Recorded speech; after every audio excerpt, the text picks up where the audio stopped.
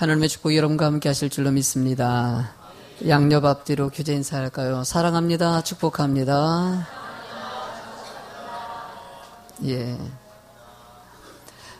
지금 기도할 때입니다. 라는 제목을 가지고 말씀을 전하고자 합니다. 제목을 같이 한번 읽어볼까요?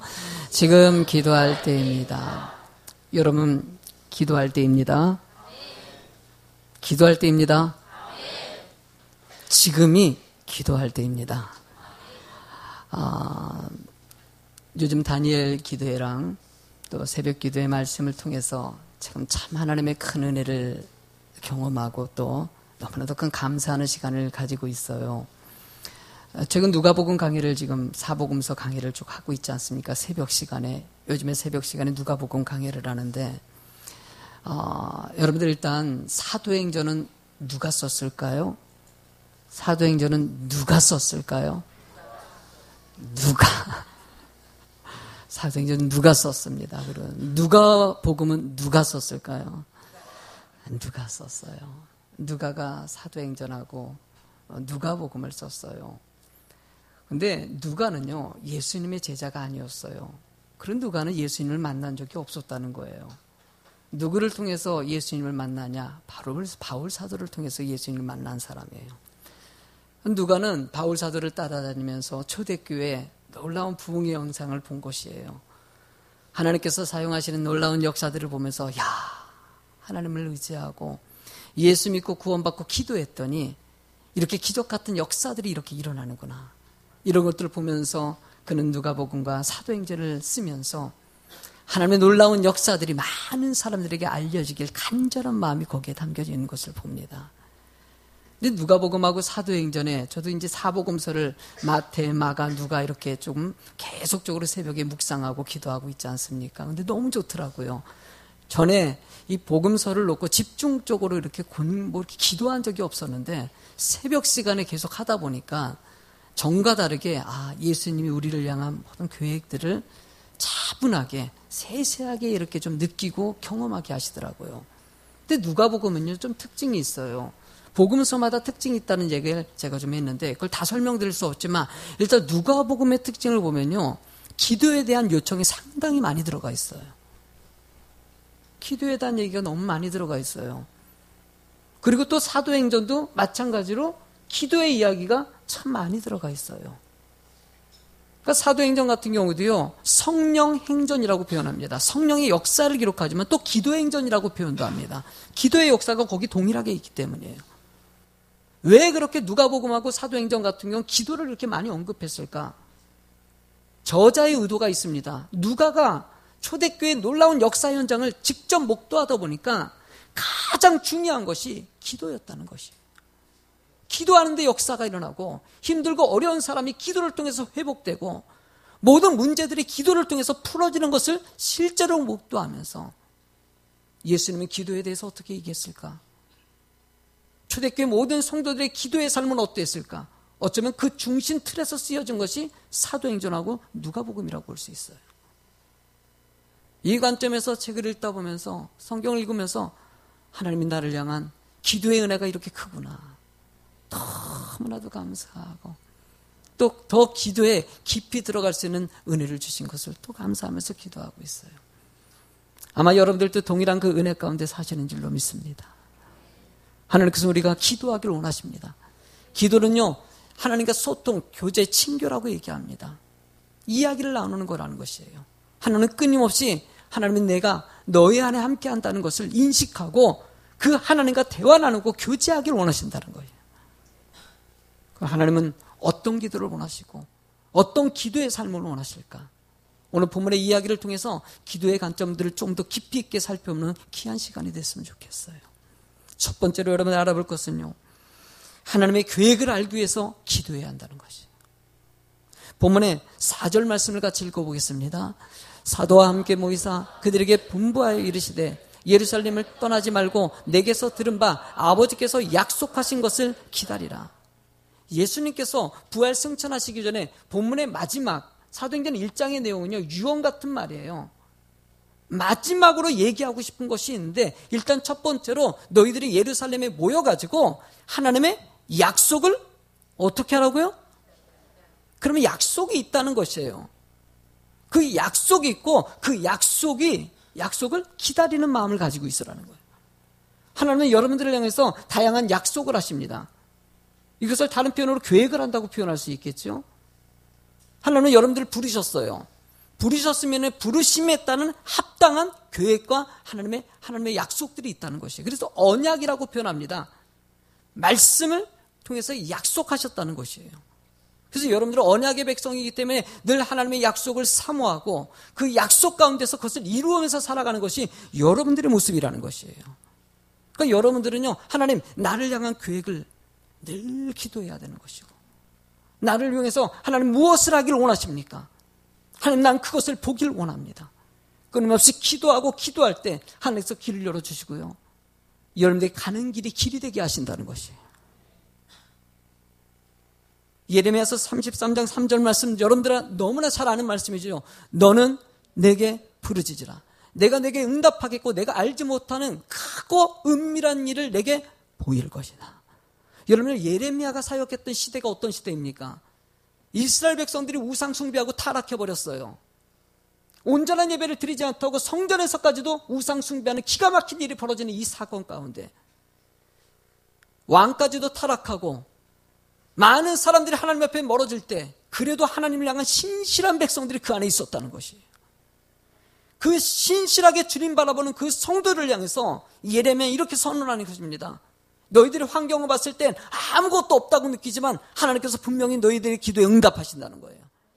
겉으로 보기에는 아무것도 일어날 것 같지 않고 변화도 일어나지 않는 이런 척막하고 황폐한 이 땅에 상상하지 못할 놀라운 일들이 일어날 것이라는 거예요. 너희들의 기도를 통해서 이루어진다. 하나님은 지금도 예레미야의 그 선언이 여러분들에게 말씀하시면서 이 나라와 민족을 위해서 기도하고 이 땅의 교회를 위해서 기도하기를 원하신다는 거예요. 여러분 느껴지지 않습니까? 영적으로 민감한 사람은요, 나라에 진행하는 분위기를 보면 나라를 위해서 기도해야 돼, 안 해야 돼요? 지금 나라 정치 경제 여러 가지 문제들이 있을 때 이런 모습을 보면서 하나님 우리가 기도하기를 원해요. 교회를 보면서 여러분들 기도하라고 느껴지지 않습니까? 지금요? 매스컴이나 여러 가지 현상들을 볼 때 하나님은 지금 이 한국의 교회가 깨어서 무릎 꿇고 기도하기를 원하시는 거예요. 가정을 보십시오. 여러분들 주변 사람들을 살펴보십시오. 겉으로는 풍요로워졌는데 하나님은 이 시대의 주변의 모든 사람들이 하나님께 더 깊이 있게 기도하고 주 앞에 서기를 원하신다는 것이 느껴진다면 하나님은요, 지금 무릎 꿇고 기도하는 자가 되기를 원하신다는 거예요. 예수님께서 이렇게 얘기하고 나서 무엇을 위해서 기도해야 될까를 얘기하십니다. 본문에 5절 말씀을 같이 읽어볼까요? 요한은 물로 세례를 베풀었으나 너희는 몇 날이 못되어 성령으로 세례를 받으리라. 물로 세례 받은 사람들에게 성령 세례를 받으라고 얘기합니다. 너희들에게 약속한 것은 바로 성령 세례라는 것을 얘기하는 것이죠. 저는 여러분들이 이 시간에 성령의 세례를 받은 줄로 믿습니다. 성령님은 나와 함께 하십니다. 나와 동행하십니다. 그러면 그 동행하시는 하나님을 우리는 느끼고 그것을 확신 가운데 살 수 있는 그런 믿음의 모습이 나와야 되는 것이에요. 그래서 두 번째 기도해야 될 제목이 무엇입니까? 바로 성령의 능력을 받기 위해서 늘 기도해야 된다는 것이에요. 성령님은 내 안에 계셔요. 그 계신 성령님의 능력을 내가 끌어낼 수 있는 믿음이 있어야 된다는 것이에요. 하나님이 이렇게 성령의 세례를 받으라고 얘기했더니 제자들이 이렇게 질문합니다. 6절의 말씀을 읽어보겠습니다. 그들이 모였을 때 여쭤 이르되 주께서 이스라엘 나라를 회복하심이, 예수님께서 성령 세례 받으라고 얘기했는데 제자들은 이스라엘의 회복이 언제냐, 이스라엘이 언제 해방될 것이냐, 백성들은 그게 궁금한 거예요. 물론 궁금하죠. 지금 이스라엘이 로마의 속국에 있는데 언제 이 나라가 해방될 것이냐, 우리나라 일제시대 때 우리나라가 언제 해방될 것이냐 너무나 궁금하죠. 그러니까 예수님은 전지전능하시니까 제발 그거 한 가지만 가르쳐주고 가시라고. 이스라엘의 회복이 언제입니까? 해방 날짜가 언제입니까? 그때 예수님께서요 7절의 말씀에 이르시되 때와 시기는 아버지께서 자기의 권한에 두셨으니 너희가 알 바가 아니라는 것이에요. 여기서 때라는 것은 뭐냐면요, 헬라어 원어의 크로노스라고 얘기합니다. 크로노스는요, 물리적인 시간이라고 표현하면서 일반적인 시간들을 갖다가 우리는 이 크로노스라고 얘기합니다. 시기라는 것은요, 헬라어 원어에는 카이로스라고 얘기합니다. 이건 논리적인 시간이라고 얘기하는데 인생을 자유하는 시간을 갖다 표현합니다. 그러니까 때와 시기라는 것은요, 일반적인 시간과 여러분들 인생을 변화시키는 아주 중요한 시간을 얘기하는 거예요. 근데 그 시간들을 너희는 알 필요 없다는 것이에요. 지금 이 시간도 마찬가지고 여러분들의 인생이 어떻게 변화될 그 시점도 여러분들이 알 필요 없다는 것이에요. 그것은 하나님의 권한에 있다는 것이에요. 다시 한번 설명드립니다. 여러분들의 인생의 모든 것들을 주님은 맡기시길 원하신다는 거예요. 뭔가 결정적인 시간을 원하십니까? 하나님, 내게 지금 정말 중요한 시간이 필요합니다. 중요한 것들이 필요합니다. 그 시간을 알기를 원하십니까? 알 필요 없다는 거예요. 그렇게 얘기하시면서 예수님께서는 답을 주십니다. 뭐라고 답을 주시냐? 8절을 읽어보시겠습니까? 오직 성령이 너희에게 임하시면 너희가 권능을 받고 예루살렘과 유대와 사마리아와 땅끝까지 이르러 내 증인이 되리라 하시니라. 제자들은 이스라엘의 해방이 언제냐 물어봤는데 예수님께서는 답을 뭐라고 얘기합니까? 오직 성령이 너희에게 임하시면. 성령이 임해야 된다는 거예요. 이 말씀을 여러분들 잘 새기시기 바랍니다. 여러분들의 가정에 문제가 있습니까? 근심이 있습니까? 자식 문제 걱정되시지요. 여기 뭐 권사님도 계시고요, 집사님도 계신데 겉으로 보기에는 걱정 의심 하나도 없을 것 같은데요. 나름대로 걱정 의심이 있어요, 없어요? 다 있어요. 이런 모든 문제들이 있을 때 답은 한 가지밖에 없다는 것이에요. 뭐라고 얘기하냐? 성령의 능력을 받으라는 거예요. 성령 충만하면은 모든 문제가 해결된다는 것이에요. 그러니까 성도들은요, 이 믿음을 보게 하셔요. 성령의 능력이 함께하는 사람들은요, 문제가 분명히 있어요. 성도들을 보면 가끔 최근에도 있었던 일 중에서 성도님이 너무나 힘든 일을 겪었다는 얘기를 들었어요. 제가 들어봐도 너무나 걱정이 돼요. 많은 사람들이 걱정하면서 목사님 어떻게 해야 되냐, 어떻게 해야 되냐. 그래요, 시험에 들 수도 있고 너무나 공경에 처한 그런 상황 가운데 넌지시 목사는 또 기도하면서 연락을 해봅니다. 마음이 생각하니까 마음이 너무 간절한 거예요. 많이 힘들겠구나. 연락했는데요, 전혀 느끼지 못하는 거예요. 이번 주에 그분 보면서, 그 집사님 보면서 많은 은혜를 받았어요. 참, 하나님이 그와 함께 하시는구나. 분명히 그 정도 되면 낙심하고 좌절하고 속상해 할 텐데 그렇지가 않더라고요. 왜 그럴까요? 성령의 은혜가 있기 때문에. 성령의 능력이 모든 것을 이겨놓을 수 있는. 세상은 여기저기나 다 똑같습니다. 이 문제 저 문제 늘 닥칩니다. 죄가 들어온 세상에 완벽한 곳은 아무 데도 없습니다. 하나님의 능력 가운데서 이 모든 세상을 이기는 자가 되길 원하시는 거예요. 그 이길 수 있는 힘이 내 안에 계신 성령님을 통해서 내가 하는 것이 아니라 누가 하시는 거예요? 하나님이 하신다는 거예요. 여러분들이 하는 것이 아니라는 거예요. 하나님이 하신다는 것이에요. 여러분들의 힘으로 뭐 하나를 갖다 변화시킬 수 있냐 착각하지 마십시오. 하나님 모든 것을 맡기고 주님께서 진행하는 일들을 우리가 믿음으로 바라보는 자가 되기를 원하시는 거예요.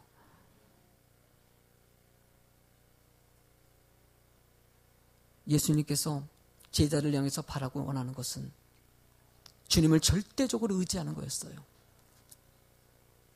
예수님이 십자가에 못 박히기 전에요, 제자들 3명을 데리고 12명의 제자 중에서 특별히 3명만을 골랐어요. 누구 골랐어요? 누구 골랐겠습니까? 베드로와 야고보와 요한 3명을 딱 골라서 내가 지금 마지막에 십자가에 못 박히기로 가니까는 이 3명 너희들은 나랑 기도 좀 해야 되겠다. 겟세마네 동산에 올라갔어요. 예수님은 너희들 같이 기도해달라 요청하고 예수님 올라가서 기도를 했어요. 기도를 간절하게 땀방울이 핏방울이 될 정도로 십자가에 못 박히는 이 고난의 길이 쉽지 않기 때문에 간절하게 기도했어요. 그렇게 기도하고 내려왔더니 제자들은 뭘 하고 있었을까요? 뭘 하고 있었나요? 마가복음 14장 37절에 돌아오사 제자들이 자는 것을 보시고 베드로에게 말씀하시되 시몬아 자느냐? 내가 한시도 깨어서 있을 수 없더냐? 시몬아 너는 내 수제자 아니냐? 그 중에서도 천국의 열쇠를 가지고 있는 믿음의 내 오른팔 같고 12명의 제자 중에서도 최고의 리더자이고 3명 중에서도 너를 우선으로 썼는데 너마저 어쩌면 이럴 수가 있느냐는 거예요. 어떻게 이 순간에 네가 잠을 자냐는 거예요. 하나님 우리들에게도 물어봐요. 지금 기도 좀 하라는 거예요. 너마저, 집사님마저 이때 주님께서 기도하기를 원하시는데 다 이유가 있어요. 기도 못하는 이유가 있어요. 이것 때문에 저것 때문에 이것 때문에.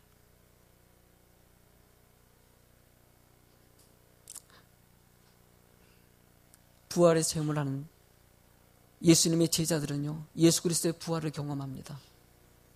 예수님이 승천하시면서 마지막으로 당부한 말씀을 듣습니다. 그러고 나서 제자들이 어떻게 변화됐냐? 본문의 말씀에 13절에 이렇게 써 있습니다. 들어가 그들이 유하는 다락방으로 올라가니 베드로, 요한, 야고보, 안드레와 빌립과 도마와 바돌로메, 마테와 및 알페의 아들 야고보, 셀로닌 시몬, 야고보의 아들 유다가 다 거기 있어서 14절 크게 한번 읽어보세요. 여자들과 예수 어머니 마리아와 예수의 아우들과 더불어 마음을 같이하여 오로지 기도에 힘쓰더라. 여러분들 이 오로지 기도에 힘썼다는 것은요, 오직 기도만이 답이라는 것이에요. 기도밖에 할 게 없었다는 것이에요. 하나님은 여러분들의 인생에 기도가 답이라는 것이에요. 이러던 저러던 하나님은 간절하게 기도하고 주님을 의지하는 자가 되기를 원하시는 거. 세상의 환경이 이러건 사람이 내 믿음을 뺏어놓으려고 온갖 여러 가지 방법을 통해서 예배 기쁨으로 드리고 싶은데, 하나님께 감사하면서 헌신하고 싶은데, 은혜 가운데 살고 싶은데 빼앗아가는 이 어려운 환경과 유혹이 많은 세대 가운데 그래도 주님만을 바라보며 기도하는 사람에게 일어설 수 있는 힘을 주시더라는 거예요. 다니엘 기도에 21일 동안 진행했어요. 하나님의 은혜를 주시는데요, 이게 쉬운 일은 아니에요. 처음으로 21일 동안 저녁 기도회를 해봤어요. 개척하고 나서 8시 기도하지만 나름대로 기도 준비하고 가거든요. 끝나면 한 11시 정도 가서 자면은요, 불과 또 한 4시 정도에 일어나야 돼요. 새벽 기도에 준비해야 되고 기도를 묵상하는, 저는 그 시간이, 새벽 시간을 너무 귀하게 여기고 그 시간이 너무 기뻐요. 왜냐면은 우리 사역 가면서 목회자는 그래요. 모든 사역자들도 마찬가지죠. 얼마나 마음 무너지게 만드는 일들이 많이 벌어집니까? 목회자는 더 그래요. 저도 마찬가지로요. 쉽게 은혜 가운데 가면 좋겠는데 이렇게 낙심하게 만들고 힘들게 만들고 포기하게 만들고 힘들게 만드는 일들이 수없이 벌어질 때마다 어디서 힘을 얻냐면요, 새벽 기도 시간이에요. 저는요, 그 전날 말씀 다 준비해 놓고 가가지고 아침에 탁 그거 기도하고 말씀 붙잡고 기도하면서 시작하는 시간이 저긴 너무 조용하고 소중하거든요. 육신적으로는 한계가 있더라고요. 사실은 갔더니 엄청 피곤하긴 하더라고요. 그래도 이 저녁 기도에 참석하고 새벽에 나오는 성도 있었을까 없었을까요? 또 있더라고요. 한 번 나오면 힘들 텐데 그래도 또 새벽에 나오셔서 또 기도하시고 이렇게 가는데, 아무리 힘들어도요, 이 다니엘 기도회가 왜 그렇게 많은 사람들에게 영향을 미치냐? 다니엘의 능력이 있기 때문이에요. 다니엘이 어떤 사람입니까? 자신이 지금 이 말씀 보니까 다니엘서 6장 10절은요 너무나도 중요한 말씀이에요. 한번 크게 읽어보세요. 다니엘서 6장 10절을.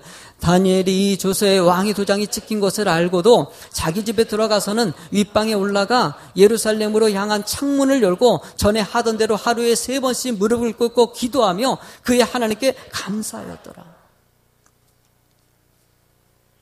아무리 세상이 나를 갖다 죽이려고 하고 사자굴 속에 들어가가지고 정말 처참하게 죽이는 위협이 내게 오더라도 나는 기도한다는 거예요.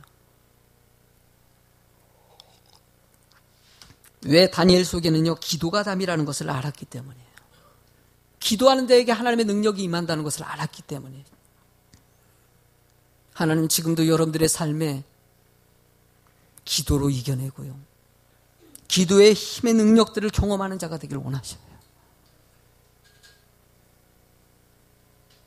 베드로가 요한과 함께 초대교회 놀라운 부흥의 역사 현장 가운데서 성전에 가서 기도하려고 했는데 성전 미문 앞에서 평생을 앉아서 산 사람이 있었어요.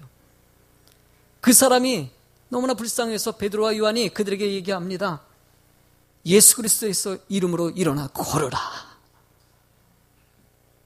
걸었어요? 안 걸었어요? 걸었어요. 세상에 그 사람이 일어나서 걸으면서 펄쩍펄쩍 뛰면서 하나님께 영광 돌렸어요. 이 사건 이후로 베드로와 요한이 말씀 전할 때 많은 사람들이 주께로 몰려들었습니다. 은혜가 퍼져나갔어요. 너무나 기쁜데 유대주의자들이 베드로와 요한을 잡아버립니다. 감옥 속에 집어넣어버립니다. 죽이려고 위협을 합니다. 하나님의 은혜 가운데 살려고 하는데, 말씀 가운데 살려고 하는데 우리는 수없이 위협을 받습니다. 그때 무슨 일이 벌어집니까, 여러분들?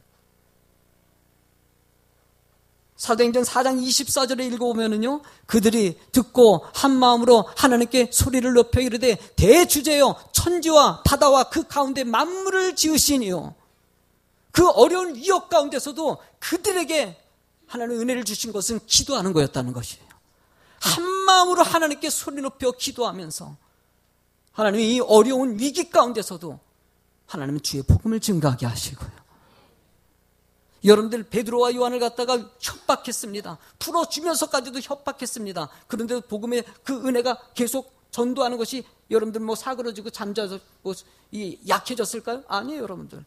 그렇게 위협했는데도요, 그래도 굳건하게 고개 뻣뻣 들고 복음 전했어요. 베드로 또 나가서 증거했어요. 기적과 표적이 그 이후에 계속 일어났어요.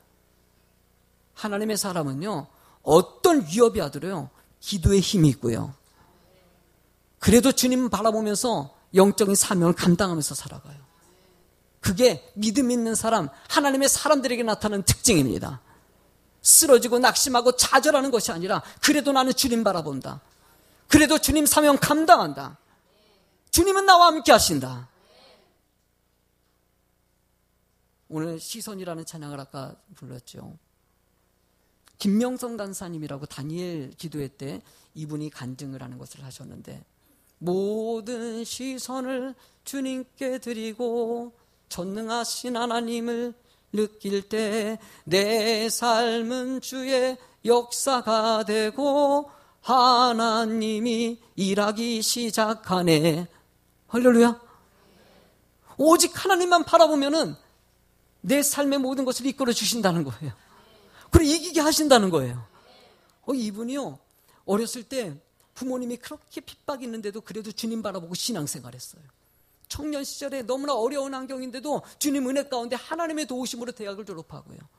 오직 말씀 가운데 살았다는 사람이 이 김명선 자매예요. 그러다가 결혼했는데 남편이 너무너무 좋아, 너무 좋아. 세상에 이런 남편이 없어요. 남편이 그냥 사역하는데 밀어주지요. 물질로 밀어주지요. 하나님 일 하는데, 그러면서 임신하고 나서 쓴 시가 바로 그 시예요. 모든 시선을 주님께 돌리고 주님께 영광을 드리면서 주를 위해 살겠다고. 근데 여러분들 어떤 일이 벌어졌냐? 그 나에게 너무나 잘해주고 나에게 힘이 됐던 그 남편이 암에 걸립니다. 말기암. 하나님이 이걸 아니잖아요. 500명의 기도 동역자를 통해 가지고 우리 남편 좀 하나님 은혜 가운데 회복되게 해달라고 간절히 기도하면서 기도 요청했는데, 결국은 남편은 하늘나라 갔어요. 그가 그 이후에 뭐라고 썼냐면, 제가 그분의 간증들을 다시 한번 읽으면서 들으면서 내가 그 내용을 좀 타이핑을 해왔어요. 그분이 그 어려운 상황 가운데서도 하나님의 은혜를 깊이 깨달으면서 주의 영광 돌리는 삶이 어떤 건지를 자신이 알게 됐다는 것이에요. 뭐라고 해요? 제가 읽어드릴게요. 저는 이전까지 하나님의 영광은 어떤 것을 잘해서 어떤 위치에 올라가서 박수를 받을 만한 상황이 이어서 하나님의 영광이라고 생각했습니다. 기도 응답으로 공부를 잘하게 되어서 취직을 잘하게 된 것이 하나님의 영광이라고 알고 있었습니다. 남편을 위해 기도했더니 남편이 회복되었다고 말하는 것만이 하나님의 영광이라고 생각했습니다. 그래요. 우리는 내가 원하는 대로 해결돼야지 영광이라고 생각해요. 근데 남편이 죽고 깨닫게 된 것이 하나 있다면요, 하나님께 영광 돌리는 것이 어떤 거냐? 그 뒤에 쭉 중간에 생략하고 뒷부분에 뭐라고 썼냐면요, 하나님께 영광 돌리는 삶을 원하십니까? 그것은 십자가가 주어져도 믿음으로 걷는 삶입니다. 잘 사는 것보다 주님 한 분만으로 만족하게 되는 삶을 사는 것, 그것이 영광을 추구하는 삶, 하나님께 영광 돌리는 삶인 줄로 믿습니다. 그 남편은 죽었지만, 하늘나라의 하나님 품에 안겼지만 그는 영광의 의미를 그때 깨달았다는 것이. 하나님은 여러분들의 삶 가운데서도요, 진정한 영광 돌리는 삶이 무엇이냐? 하나님이 내 안에 계신 분을 의지하고 기도하고 그분과 인격적인 만남이 있는 자가 되길 원하시는 거예요. 저는요, 우리는 응답에 대해서 너무 내게 원하는 것에 대해서 집중할 때가 있어요. 저는 가끔 속상한 때가 있어. 어떤 분이 오래전의 얘기인데요, 어떤 분이 40일 동안 자신의 문제 놓고 간절히 요청을 했어요. 이 문제가 컸어요. 새벽 예배를 드리는데 한 번도 안 빠지고 나왔어요. 티에 앉아있는데 기도를 하는데 얼마나 목사가 간절하겠습니까? 하나님, 저 문제만큼 해결되게 되려고. 성도가 기도하면요, 목사도 간절하게 기도하고 하나님도 얼마나 기뻐하시겠습니까? 그랬더니 40일 만에, 40일 되기 전에, 2, 3일 전에 문제가 해결됐어요. 할렐루야. 참 은혜가 되더라고요. 너무너무 감사해가지고. 그리고 남은 3일, 40일 작정을 딱 기도하시고 은혜 가운데 나와서 하는데, 목사님, 나 응답 받았습니다. 너무너무 감사해요. 그래요. 아이고, 너무 기쁘다고 이제 그랬어요. 그런데 40일 딱 끝나니까 새벽 예배 안 나와. 딱 정리하더라고요. 자기 얻을 거 얻었다는 거예요. 이해는 가면서도 하나님 입장에서 생각할 때는 되게 섭섭할 것 같아. 너 간절히 기도해가지고 내가 네 마음 들어줬는데 너 이제 네 얻을 거 얻었으니까 이제 빠이빠이라는 거예요. 나 얻을 거 얻었으니까 이제 나 기도 안 한다는 거예요. 여러분들의 삶 가운데 이런 모습이 있을 때가 있어요, 없어요? 솔직히 우리 정말 많아요. 하나님의 은혜를 체험했다고 얘기하는데도 실제로 하나님은 인격적으로 만나는 것이 아니라 내 필요를 채우는 사람으로, 하나님 존재로. 이거 안 채워지면 나는 영광 안 돌리겠다. 김명성 간사님 같이 자기도 몰랐다는 것이에요. 해결해 주면 은혜였고 안 해결해 주면 아니었는데, 기도의 진정한 의미는 하나님이 내 안에 계시다는 것을 느끼는 것, 이거였다는 것이에요. 초대교회 너무나도 사건들이 많았어요. 힘든 일들이 너무나 많았어요. 교회가 놀랍게 부흥하는 순간 가운데 교인들이 싸움이 났습니다. 헬라파와 또 히브리파와 서로 간에 구제하는 것 때문에 네가 옳냐 내가 옳냐 그렇게 싸움이 났어요. 그때 모든 제자들이 모여가지고 뭐라고 얘기하냐면요, 형제들아, 사도행전 6장 3절에 보니까, 형제들아, 너희 가운데 성령과 지혜가 충만하여 칭찬받는 사람 7을 택하라. 우리가 이 일을 그들에게 맡기고, 4절을 크게 한번 읽어보세요. 우리는 오로지 기도하는 일과 말씀 사역에 힘쓰리라 하니라. 그래, 교회가 문제가 생겼을 때, 힘들어졌을 때 오로지 기도하는 것이 답이었다는 것이에요. 초대교회는 그래서 늘 문제가 투성입니다. 부흥이 되면 부흥이 되는 대로 문제가 생기고, 리더자들은 문제가 생기고요. 빌립보서가 왜 쓰여졌습니까? 유오디아랑 순두계라는 지도자들이 싸움 났을 때 생긴 문제 아닙니까? 로마서가 왜 쓰여졌습니까? 헬라파 유대인들과 거기서도요, 히브리파 유대인들이 거기서 싸움이 나가지고 쓰여진 게 로마서입니다. 하나님은 그 문제가 있을 때 무릎 꿇고 기도하는 자를 찾으시는 것이죠. 하나님은 지금도 한국의 교회, 우리 예수비전교회 기도하기를 주님이 원하십니다. 바로 여러분들이 오로지 기도하는 주의 백성들이 되길 간절히 소망합니다. 야고보 사도가 순교당했습니다. 복음을 전하다가 야고보 사도가 순교당하고 나서 베드로 사도를 죽이려고 잡았습니다. 감옥 속에 쳐놓고 쇠사슬로 묶어내고 너 이제 내일이면 죽인다는 것이에요.